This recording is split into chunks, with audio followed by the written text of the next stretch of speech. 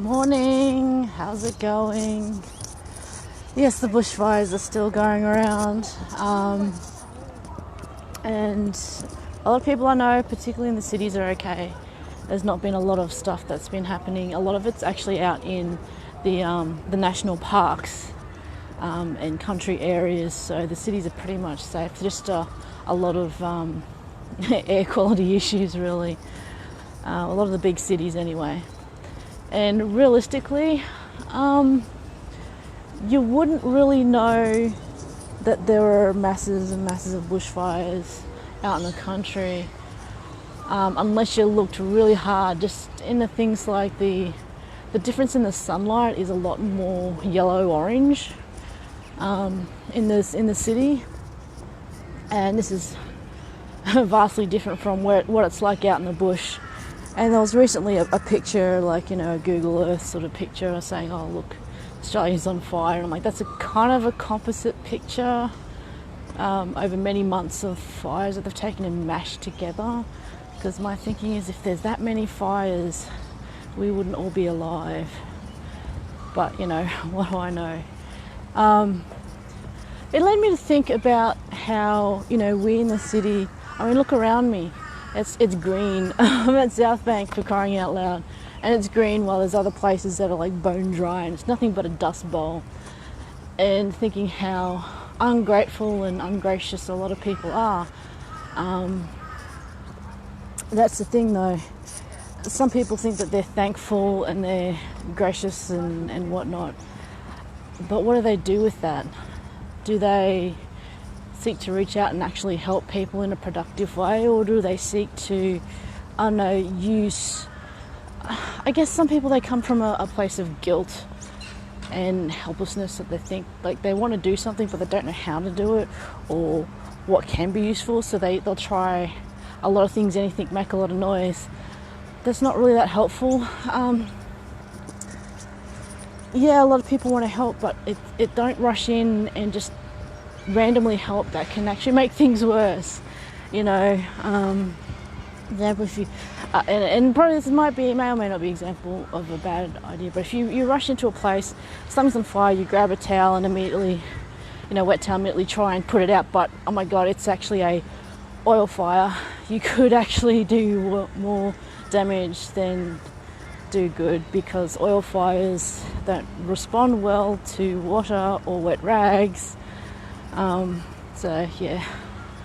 That's just an analogy, probably a really terrible one, but you got to think about what you're doing. At the moment, there's a lot of people that want to help, lots of donations, lots of charities and all that, and that's good, but there's also a lot of people who have been helping these guys for a long time and they're already set up.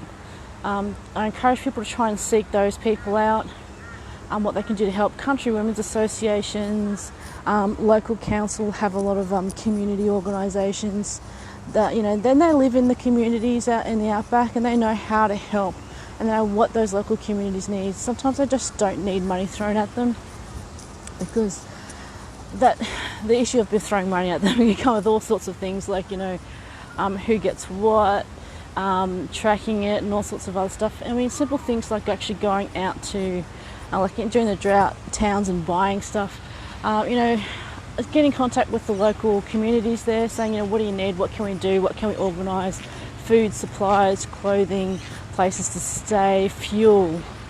Fuel is, some places are running out of fuel because they've been cut off. Even something simple as, can I call somebody on your behalf, or can you use my phone to call someone that you love and care about and let them know that you're okay, getting a line of communications up to people that they're worried about. It doesn't have to be like masses of donations. It should be something simple like that. Even touching base with people that that are out there and saying, okay, let me know how you're doing, what can I do to help, is anyone you wanting to get a message to, and that's it. I think realising that you are fortunate, that you are grateful, and that you're in a place where you can help people and you're in a good way, being gracious. I don't know, it can be different for different people, like as I said. But I think that one of the things that's being gracious is it comes from a very positive place. It's not even about being right or wrong. It's just about being human. Being, I guess, part of a community, showing consideration, just making people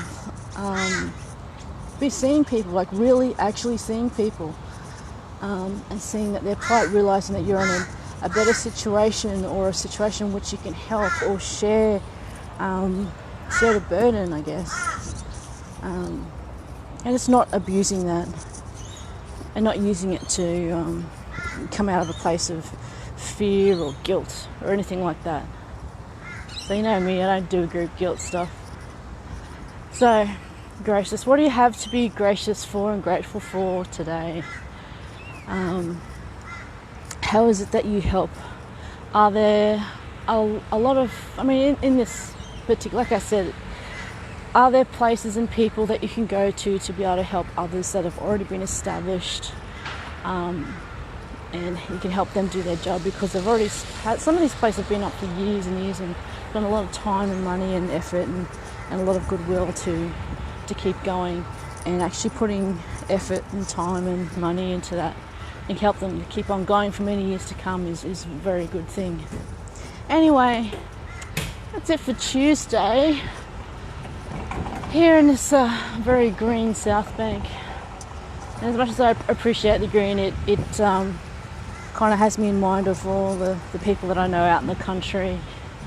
Thinking about you, Luke, and all my people that, you know, out that way, and Paul, you know, they've got farms and all that in the outback. The fire's not quite so close, but it's doing all right at the moment. So I'll catch you guys later. See ya.